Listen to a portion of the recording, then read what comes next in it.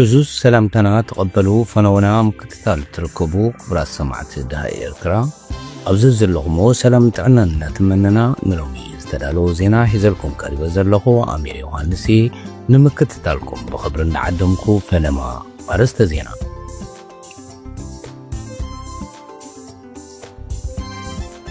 إرترا قدامي منستر أبي بالمنقدي قواميت وكيلا أبو الدو حبرات هاقرات أمباسادر صوفيا تسفى مريم مكرو أمبيكال مكراين زبلت حستو زبدو ملأتي أم حلاليفا عالم لخت قال جنزب IMF أب كرباوان أبزوت صوت ستساب إثيوبيا عدا أب كيزيو كتملسن تزيكي إلا أب تبتي أب زد حلال خب كونتات من بلاس عدا كابزلوا هاقرات ترتا من الدابا أفليتو بريزيدنت كينيا ويليام روتو نخلت يوم حقتات سودان كاب حانتي جرجز تسفيو أناركيس قبل بتري كونينوا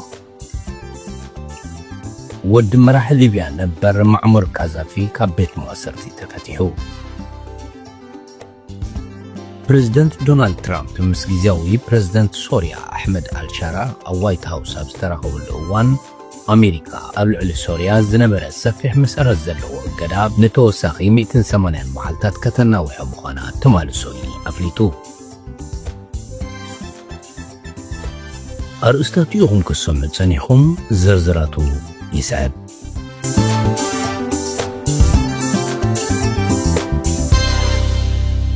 بريزيدنت كينيا ويليام روتو نخلت يوم حقتات سودان كاب حانتي جرجز تسفيو أناركيس قبل بتري كونينوا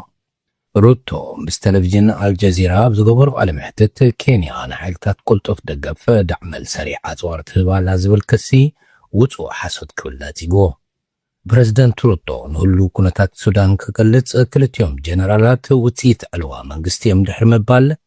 بوتادراو حيلي زمت فتح خمزة إلا نتسغم مفتاح بوليتيكا وزتزي كونس أب وتادراو حيلي بموكال نتهاجرنا بعميق شجر كمزة توا قليتو إزوم كلتا جنرالات السودان زخون فتح حايم تلانيم زبالة روتو مغنياتو بوتادراو حيلي فتح كان متسينا يلوم سلازة أمنو وتادراو حيلي نخونتات ستات راح يزفتح شجر السودان قلن نايس نايم محدارة صدامي قبل روتو قليتو بزعباتي أزوار تقبلي خاز والكسير والتوزهاب ملسي بجنرال البرهانيزم رح منقستي السودان كينيا نهار SF بمدقاف كاب حبرات إمارات زل أخو أزوارات كم تم على لف كخصاص مصنعو زذكر كوينو بريزيدنت روتو قلنا نتخسي ملؤ بملؤ حسوتي بمبال نتيجوه أتغسي كينيا أبز حلفة ورحلكاتي تعب نيروبي أخيباسي بلاوان محبرات سودان أبز أنقدتو اللوم مخناس تمركوسو مخانو بمحبر أتأخيبا بتهوخز تتصوع أخيبا زي كونه نهي مالوت تكالات كب مرحتي هاي مالوت لكن استيور دلي تفتحن كالوت قجلتات سيب المحبرات بمتأخخب بزعبا متعدلها قرم ززتيلو مخانو أبريهو أتأخيبا أبليبيا وأديس أبابا خقبلو يقولو نيروبي ميتشد سلازرغوا مريتوما دحر مبال كينيا ديمقراسياويت هاجر سلازخونت يا تنكف زلا بمبال كالم حدودو زازيمو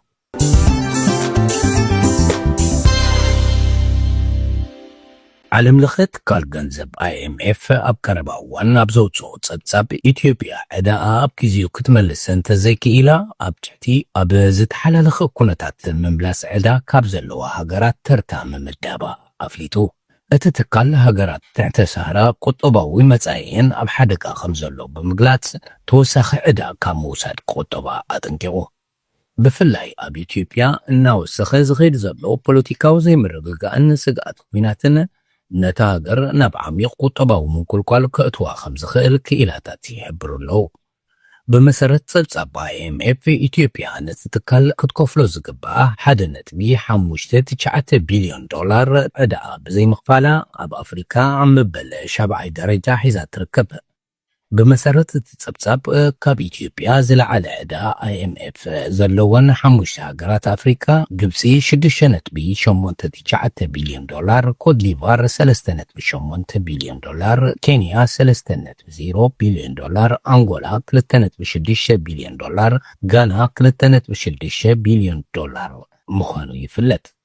እዚ ናይ ደገ ጾር ዕዳ ከም ዩሮ ቦንድ ዝኣመሰሉ ናይ ብሕቲ ኣለካሕቲ ኣብ ልዕሊ ኢትዮጵያ ሕጋዊ ክሲ ንኽኸፍቱ ከም ዝደረኸ ይግለጽ። ቀዳማይ ሚኒስትር ኣብይ ኣሕመድ ብወገኑ እቲ ሃገር ኣብ ዕዳ ከም ዘላ እኳ እንተኣመነ እንተኾነ ግን ጠቕላላ ናይ ወፃኢ ዕዳ ኣስታት 23 ቢልዮን ዶላር ምዃኑን ምስ ካልኦት ዓበይቲ ቁጠባ ዘለወን ሃገራት ክናጻጸር ከሎ ብብዙሕ ዕፅፍታት ዝተሓተ ምዃኑ ኣብ ፓርላሙ ተዛሪቡ ነይሩ እዩ። ንሱ ዝመርሖ መንግስቱ ኣብዚ ዓመት ናይ ወፃኢ ልቕዓሕ ከም ዘይወስድ እውን ትኹረቱ ኣብ ምኽፋል ዕዳ ምዃኑ ኣፍሊጡሎ። ይኹን እምበር ዋላ እኳ ናይ ግዳም ጾር ዕዳ እንተሃለዎ ጋዜጣ ካፒታል ከም ዝሓበሮ እቲ ውሽጣዊ ዕዳ እውን 2.56 ትሪልዮን ብር በፂሑ ምህላው ናይ ውሽጢ ሃገር ኣለቃሕቲ ባንክታት ንነዊሕ እዋን ልቓሕ ክህቡ ፍቓደኛታት ከም ዘይኮኑ ሓቢሩ። እቲ ቀንዲ ስክፍታ ውሕስነት እዩ። ቁጠባዊ ጽገናታት ትርጉም ኣልቦ ዝገብር ቀንዲ ስክፍታ ድሕነት እዩ። ብፍላይ ኣብ መንጎ ኤርትራን ኢትዮጵያን ዝረአ ዘሎ ዝያዳ ስግኣት ኩናት ነቲ ሃገር ናብ ዓሚቕ ቁጠባዊ ምንቁልቋል ከጥሕላ ከም ዝኽእል ከቢድ ስክፍታታት ከም ዘስዓበ ጸብጻባት ይሕብሩ። መንግስቲ ንኢንቨስትመንት ንምስሓብ ቁጠባዊ ጽገናታት እኳ እንተገበረ ናይ ወፃኢ ወፍሪ ይኹን ቁጠባዊ ጽገናታት ብዘይ ሰላምን ምርግጋእን ክረጋገጽ ኣይክእልን ይብሉ ተንተንቲ ክኢላታት ትዞባ።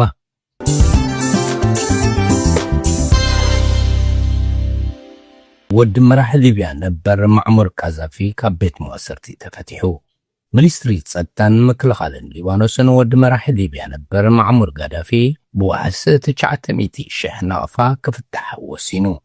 ጠበቓ ወዲ መራሒ ሊብያ ሃኒባል ጋዳፊ ቻርቤል ሚላድ ሃኒባል ትማሊ ምሸት ኣድላይ ቅጥዕታት ድሕሪ ምምልኡ ካብ ቤት መዋስርቲ ከም ዝተፈትሐ ገሊጹ። ስሙም ክግለጽ ዘይደለዩ ክልተ ሰበስልጣን ጸጥታ ሊባኖስ እውን ምፍታሕ ሃኒባል ኣረጋጊጾም ኣለዉ። ኣብ መፋርቕ ወርሒ ጥቅምቲ ሓላፊ ነቲ ጉዳይ ሒዝዎ ዝነበረ ዳኛ ሃኒባል ብ11 ሚልዮን ዶላር ዋሕስ ክፍታሕ ኣዚዙ እኳ እንተነበረ ኣብቲ እዋን እቲ ካብ ሊባኖስ ወፃኢ ከይጓዓዝ እውን ተኣጊዱ ነይሩ። ጠበቓታት ሃኒባል ይግባይ ብምባል እቲ ናይ ዋሕስ ገንዘብ ናብ 80 ሚልዮን ፓውንድ ሊባኖስ ማለት 900,000 ዶላር ከም ዝወርድ ብምግባር ናይ መገሻ እገዱ ተላዒሉ ካብ ሊባኖስ ክወፅእ እውን ኣኺልዎ ኣሎ። እቲ ናይ ዋሕስ ገንዘብ ብልኡኽ መንግስቲ ሊብያ ከም ዝተኸፍለ ኣገልግሎት ጸጥታ ሊባኖስ ኣረጋጊጹ።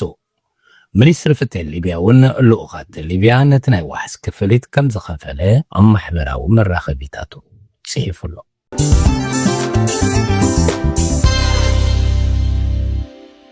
ፕሬዚደንት ዶናልድ ትራምፕ ምስ ጊዜያዊ ፕሬዚደንት ሶርያ ኣሕመድ ኣልሻራ ኣብ ዋይት ሃውስ ኣብ ዝተራኸብሉ እዋን ኣሜሪካ ኣብ ልዕሊ ሶርያ ዝነበረ ሰፊሕ መሰረት ዘለዎ እገዳ ንተወሳኺ 180 መዓልታት ከተናውሖ ምዃና ተማልሶኒ ኣፍሊጡ። እዚ ውሳነ ክፍሊ ገንዘብ ኣሜሪካ ንኣልሻራ ካብቲ ብፍሉይ ዝተመደበ ዓለማዊ ዝርዝር ግብረ ሽበራውያን ኣብ ዝሓለፈ ሰሙን ኣብ ልዕሊ ሶርያ ዝነበረ ቁጠባዊ ገደባት ንምልዓል ሓድሽ ስጉምትታት ከም ዘውፅአት እውን ኣረጋጊጹ እዩ። ከም ኣካል ናይቲ ስጉምትታት ምምሕዳር ትራምፕ ነቲ ካብ 2019 ጀሚሩ ኣብ ልዕሊ መንግስቲ ሶርያ ዝነበረ እገዳ ዝገበረ ሕጊ ቀይሳር ን180 መዓልታት ደው ክብል ክግበር እዩ። ብመሰረት ሓድሽ ስርዓት መሰረታዊ ሲቪላዊ ኣቑሑት ሶፍትዌርን ቴክኖሎጅን መበቆል ኣሜሪካ ዘለዎም ብዘይ ፍቓድ ናብ ሶርያ ክኣትዉ ይኽእሉ። ዝተኸልከለ ነበር እቲ እገዳ ብፍሉይ ምስ መንግስታት ሩስያን ኢራንን ዝግበር ንግዳዊ ንጥፈታት ከምኡውን ካብተን ሃገራት ዝግበር ምትሕልላፍ ኣቑሑ ዘጠቓለለ እዩ። እዚ ኣብ ዝሓለፈ ወርሒ ኣብ መንጎ ፕረዚደንት ኣልኣሻርን ፕረዚደንት ትራምፕን ዝተኻየደ ካልኣይ ርክብ እዩ። ኣልኣሻር ኣብ ዝሓለፈ ዓመት ስርዓት ኣሳድ ምስ ገለበከ ናብ ስልጣን መፅዩ። ንሱ ነቲ ቅድሚ ሕጂ ምስ ኣልቃይዳ ምትእስሳር ዝነበሮ ጅሃዳዊ ጉጅለ ሓያት ኣልታሕሪር ኣልሻም ዝመርሕ ነይሩ። እቲ ዑደት ኣሜሪካ፣ ብሪጣንያ፣ ሕቡራት ሃገራት ንኣልኣሻር ካብ ዝርዝር ግብረ ሽበራውያን ድሕሪ ምእላዮም ድሕሪ ሒደት መዓልታት ተኸይዱ። ኣብቲ መግለጺ እቲ ስጉምቲ ኣካል ናይቲ ፕረዚደንት ትራምፕ ንሶርያ ዓባይ ናይ ምዃን ዕድል ንኽህልዋ ንምሕጋዝ ተኣትዎ መብፅዓ ምዃኑ ዝግለጽ።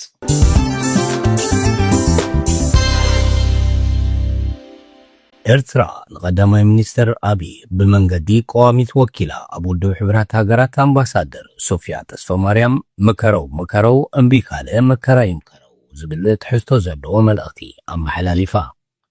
ኣምባሳደር ሶፊያ ተስፋ ማርያም ነዚ መልእኽቲ እዚ ኣብ ወግዓዊ ናይ ኤክስ ገጻ ዘካፈለት ኮይና እቲ መልእኽቲ ንቐዳማይ ሚኒስትር ኣብይ ኣሕመድ ኣብ ባይቶ ተወከልቲ ህዝቢ ዘስምዖ መደረ ዘተኮረ ምዃኑ ገሊጻ። ኣምባሳደር ሶፊያ ኢትዮጵያ ቀይሕ ባሕሪ ኣይግባኣንን ዝብል መልሲ ኣይሰማዕናን ክብል ቀዳማይ ሚኒስትር ኣብይ ኣሕመድ ተዛሪቡ ዝበለት ኮይና ንሕና እውን መልስና ድሕሪ ሕጂ ኣይሰማዕናን ክትብል ኣብቲ ዝፀሓፈቶ ጽሑፍ ገሊጻ።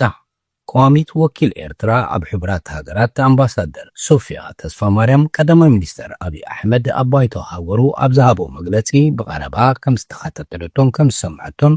ገለ ነገር ድማ ተሰሚዕኒ ድሕሪ ምባል በቲ ቀዳማይ ሚኒስትር ኣብ መግለጺ ዝሃቦ ኣብነት ከም ዝተገረመት ገሊጻ። ቀዳማይ ሚኒስትር ኣብይ ኣብቲ ዝሃቦ መግለጺ ዛንታ ሓደ ተምሃራይ ፊዚክስ ዶንግዩን ኣብ ቤት ትምህርቱ ብምምፅኡ ከም ዝተቐፅዐን መቕፃዕቱ እውን ካብ ክፍሊ ወፃኢ ክጸንሕ ከም ዝተገብረን እቲ ተምሃራይ መቕፃዕቱ ምስ ወድአ ኣብ ሰሌዳ ዝጸንሖ ጽሑፍ ጽሒፉ ናብ ገጹ ከም ተመልሰ ንጽባሒቱ ምስ ተመልሰ ድማ እዮ ገዛ ፈጺመ ኢሉ ንመምህሩ ከም ዘረኣዮን እቲ ፕሮፌሰር ተገሪሙ እዚ እዮ ገዛ ኣይኮነን ዝርዝር መልስታቶም ንምርካብ ኣጸጋሚ ዝኾኑ ሕቶታት ምዃኑ ይነግሮ እንተኾነ እቲ ተምሃራይ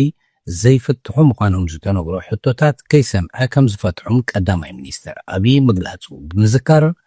ኣብይ ኣሕመድ ነዚ ከም ኣብነት ተጠቒሙ እቲ ተምሃራይ ተሳኺዒሉ እዩ ምኽንያቱ ኣይሰምዐን እቶም ግድላት ዘይስገሩ ዘይፍትሑ ምዃኖም ኣይሰምዐን ክብል ተቐዳማይ ሚኒስትር ዝሃቦ መብርሂ ኣምባሳደር ኣብሪሃ ኢትዮጵያ ቀይሕ ባሕሪ ኣይግባኣን እዩ ዝብልዎ እውን ኣይሰምዕን ክብል ተሰሚዑ ዝበለታ ኣምባሳደር ድማ ነዚ ነቒፋ። ንሳ እዚ ዛንታ እዚ ፍሉጥ ንዓመታት ከም ኣብነት ዝቐረበ ምዃኑን ብምግላጽ ኣብነት ትሕትናን ጽንዓትን ምስትንታንን ምስልሳልን ክእለት ምዃኑ ኣመልኪታ። ይኹን እምበር ቀዳማይ ሚኒስትር ኣብይ ነቲ ዛንታ ብዘይ ምኽንያታዊ ኣብ ዘይግባኣሉ ቦታ መብርሂ ሂቡሉ ብምባል ነቒፋቶ።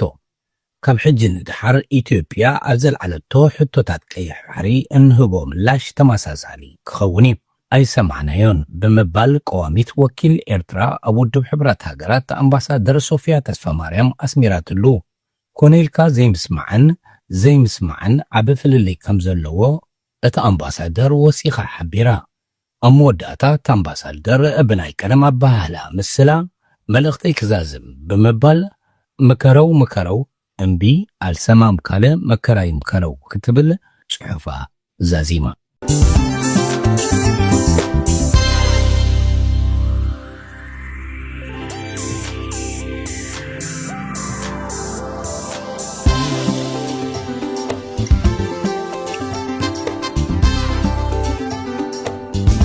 ክቡራት ሰማዕትና እዚ ክትከታተሉ ፀናሕኩም ንሎም ዝተዳለወ ዜና እዩ ነይሩ። ኣብ ዝቕፅል ብኻልእ ትሕዝቶ ንራኸብ ኢና። ክሳብ ሽዑ ግን ሰላም ምስኩሉ።